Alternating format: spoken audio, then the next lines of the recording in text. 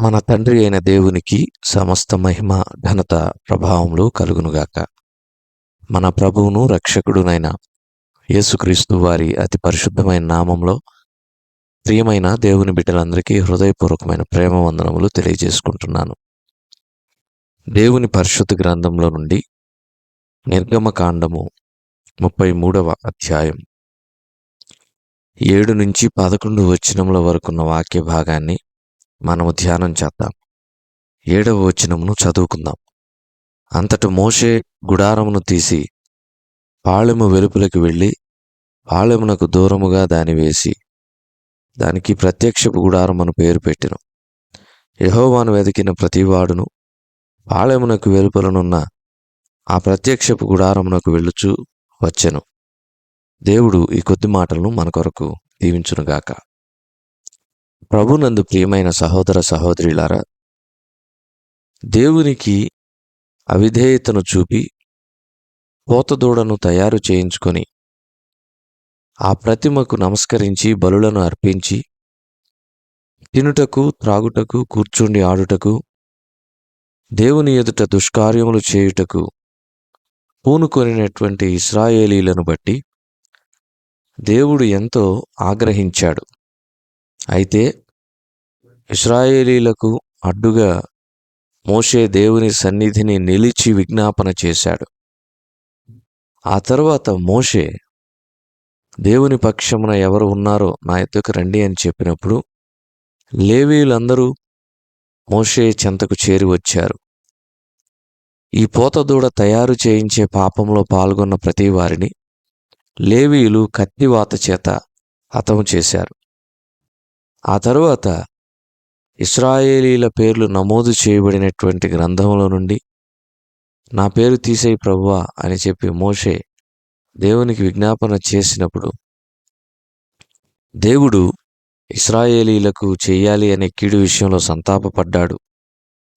ప్రభునందు ప్రియమైన వారలారా, ఆ తర్వాత దేవుడు ఇశ్రాయేలీలు చేసిన ఈ హేయమైన కార్యమును బట్టి నా సన్నిధి మీతో కూడా రాదు అని చెప్పటం జరుగుతుంది. త్రోవలో మిమ్మల్ని సంహరిస్తానేమో అని చెప్పడం జరుగుతుంది. ఆ తరువాత ఇశ్రాయేలీలు తాము వేసుకున్నటువంటి ఆభరణములను, నగలను, వారి ఒంటి మీద ఉన్నటువంటి బంగారమును తీసివేయమని కూడా దేవుడు సెలవిస్తారు. ఇవన్నీ జరిగిన తరువాత ఇశ్రాయేలీల యొక్క అవిధేయతను బట్టి ప్రత్యక్ష గుడారము ఇశ్రాయేలీల యొక్క పాళెము వెలుపట వేయబడటం జరుగుతుంది. ప్రభునందు ప్రియమైన సహోదర సహోదరులారా, ప్రత్యక్ష గుడారము మరియు ప్రత్యేక గుడారముగా అది ఉంటూ ఉంది. ఇశ్రాయేలీల యొక్క పాళెము వెలుపట పాళెమునకు దూరముగా దేవుని యొక్క మందిరము వేయబడటం జరిగింది. అయ్యో, ఎంత విచారకరమైన పరిస్థితి! దేవుని యొక్క మందిరము దేవుని యొక్క ప్రజలకు దూరముగా, దేవుని ప్రజల యొక్క పాళెమునకు దూరముగా వేయబడటం అనేది బాధాకరమైన విషయం కదా.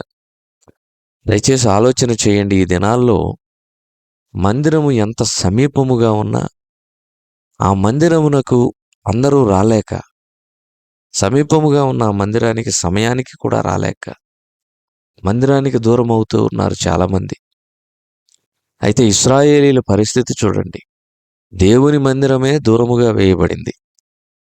ఆ తర్వాత ప్రభునందు ప్రియమైన వారలారా, దేవునిని వెతికే ప్రతి వాడు పాళెమునకు వెలుపల ఉన్న ఆ ప్రత్యక్ష గుడారమునకు వెళ్తూ వస్తూ ఉంటాడు. దేవునిని వెతికే ప్రతి వాడు. దేవుని వాక్యం సెలవిస్తూ ఉంది మత్తయి సువార్త 7వ అధ్యాయం 7వ వచనంలో, అడుగుడి మీకు ఇయ్యబడును, వెదకుడి మీకు దొరుకును, తట్టుడి మీకు తీయబడును. వెదకుడి మీకు దొరుకును. దేవునిని వెతికేటటువంటి వారు, దేవుని కొరకు కనిపెట్టేవారు, దేవుని ప్రత్యక్షత కొరకు ఎదురుచూచేవారు, ఆయన ఏం మాట్లాడతాడో వినాలి అనేటటువంటి ఆసక్తి కలిగిన వారు, ఆయన చిత్తమేంటో గ్రహించాలి అనుకునేవారు, ఆయన సన్నిధి విషయంలో తృష్ణ కలిగిన వారు, ఆయన యొక్క ప్రత్యక్ష గుడారమునకు వెళ్ళుచు వచ్చుచు ఉన్నారు అనే విషయాన్ని ఇక్కడ మనం గమనించాలి. ఇది చాలా శ్రేష్టమైన మాట. నిర్గమకాండం 33వ అధ్యాయం 7-11 వచనాల్లో ఉన్న ఈ వాక్య భాగంలో కొన్ని వచనాలు చాలా శ్రేష్టమైనవిగా ఉంటాయి. 7వ వచనం, 11వ వచనం చాలా శ్రేష్టమైనటువంటి వచనాలు. 7వ వచనంలో మనం చూచినప్పుడు దేవునిని వెతికేటటువంటి వారు ఆ ప్రత్యక్ష గుడారమునకు వెళుతూ వస్తూ ఉన్నారు. ప్రభునందు ప్రియమైన వారులారా, దేవుని ఆలయమునకు వెళ్ళేటటువంటి వారు ఎలా ఉండాలంటే దేవునిని వెతికేటటువంటి వారుగా ఉండాలి.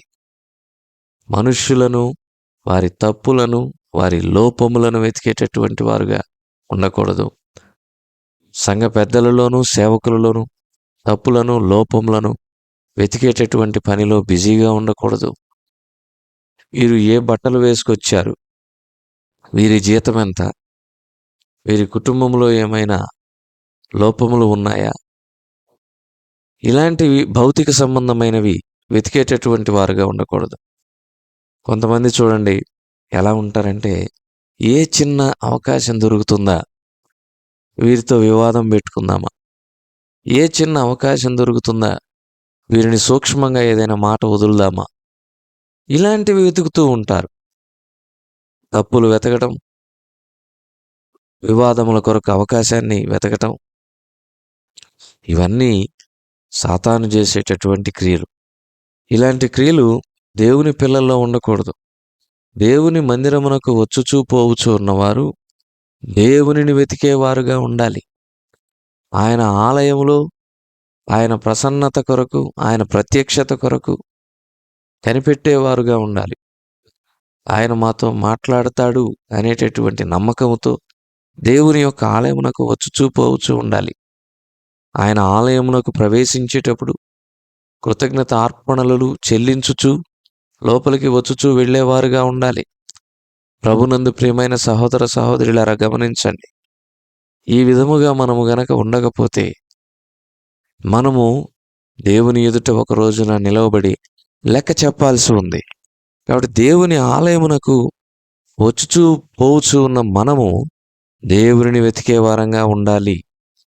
ఆ తర్వాత మనము మరికొన్ని విషయాలను చూచినప్పుడు, మోషే ఆ గుడారమునకు వెళ్ళుచూ ఉన్నప్పుడు ఇశ్రాయేలు ప్రజలందరూ లేచి ప్రతి ఒక్కడు వారి వారి యొక్క గుడారముల యొక్క ద్వారమందు నిలిచి, మోషే ఆ గుడారములోనికి వెళ్ళునప్పుడు అతని యొక్క వెనక తట్టు నిదానించి చూచేటటువంటి వారు.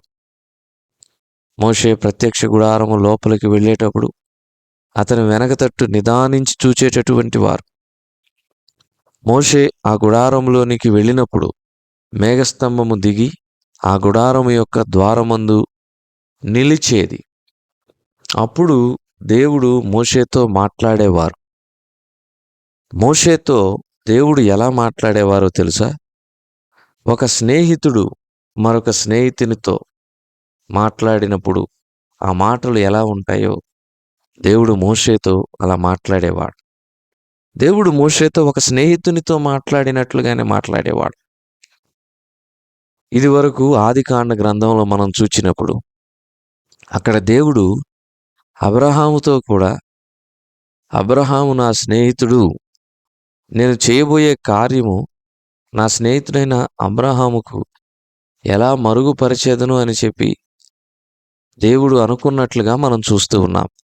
అబ్రహామును దేవుడు తన స్నేహితునిగా భావించాడు. అబ్రహాము దేవుని యొక్క స్నేహితుడిగా పరిగణించబడుతూ ఉన్నాడు. ఈ వాక్య భాగములో కూడా దేవుడు మోషేతో ఒక స్నేహితునితో మాట్లాడినట్లుగా మాట్లాడుతూ ఉన్నాడు.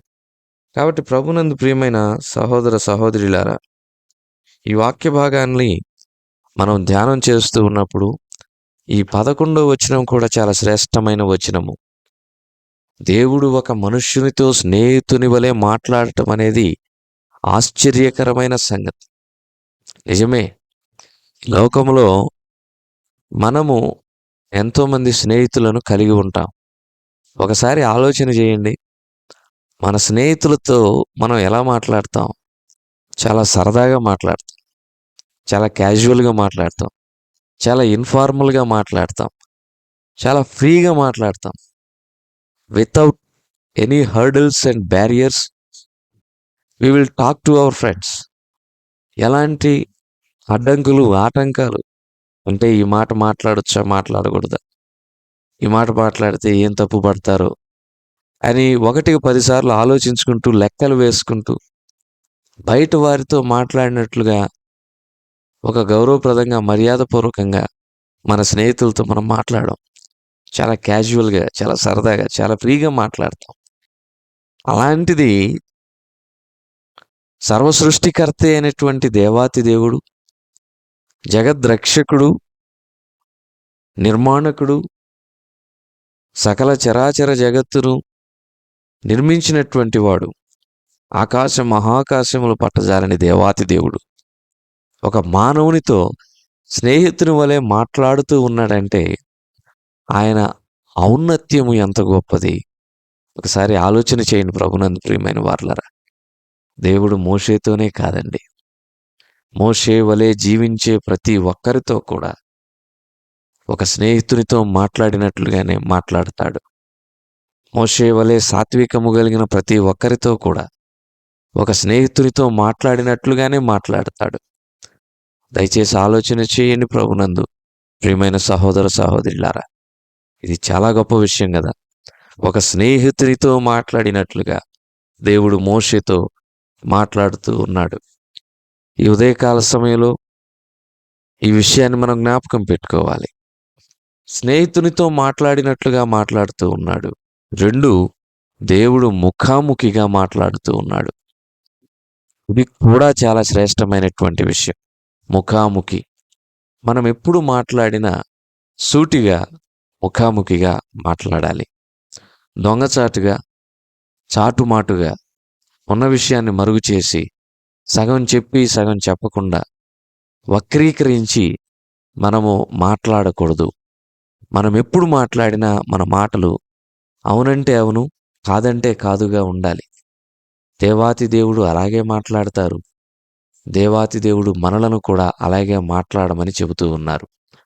కాబట్టి ప్రభునందు ప్రియమైన సహోదర సహోదరులారా, మన మాటలు ముఖాముఖిగా, సూటిగా, స్పష్టంగా ఉండులాగున మాట్లాడదాం. దాపరికాలు వద్దు, అరమరికలు వద్దు, సూక్ష్మంగా ఎత్తిపొడుపు మాటలు మాట్లాడటం అసలే వద్దు. వీటన్నిటికి మించి వ్యర్థమైన ముసలమ్మ ముచ్చట్లు వద్దు. 1 తిమోతి 4:7 ప్రకారం ఆ ముసలమ్మ ముచ్చట్లు వ్యర్థమైనవి. మీరు చూడండి, ముసలమ్మ ముచ్చట్లు ఎలా ఉంటాయంటే కోడళ్ళ మీద మాట్లాడుకోవటం, కొడుకుల మీద మాట్లాడుకోవటం, లేదంటే ఇరుగు పొరుగు వారి మీద మాట్లాడుకోవటం. అందరూ ఒక గ్రూప్ కింద కూర్చొని వారి గురించి వీరి గురించి వ్యర్థమైన మాటలు మాట్లాడుకుంటూ కాలక్షేపం చేయటం. ఈ మాటలు పైసాకు పనికిరావు. ఇలాంటి వ్యర్థమైన మాటలు నిష్ప్రయోజనం. అదే దేవుడు మనతో మాట్లాడితే, దేవునితో మనం మాట్లాడుతూ ఉంటే మన జీవితాలు ఎంత ధన్యకరంగా ఉంటాయో కదా. మోషే ఎంత ధన్యుడో మనం కూడా అంతే ధన్యులం కాగలం. కాబట్టి మన జీవితాలు మోషే వలె ఉండాలని, అతను కలిగి ఉన్న ముఖాముఖి అనుభవం మనం కూడా కలిగి ఉండాలని ప్రభువు పేరట మనవి చేస్తూ ముగిస్తూ ఉన్నాం. దేవుడి కొద్ది మాటలను మన కొరకు దీవించును గాక. ప్రార్థన. కృపగల మా ప్రియ ప్రభువా, విత్తబడిన వాక్యం అపవాది దొంగిలించక నీరు కట్టి ఫలింప చేయమని, ఈ దినమంతటి కొరకు మమ్మల్ని సిద్ధపరచమని మా రక్షకుడైన యేసుక్రీస్తు వారి పరిశుద్ధమైన నామంలో ఈ మనలను ప్రార్థించి బ్రతిమలాడి అడిగి వేడుకొంచున్నాము తండ్రి. ఆమెన్.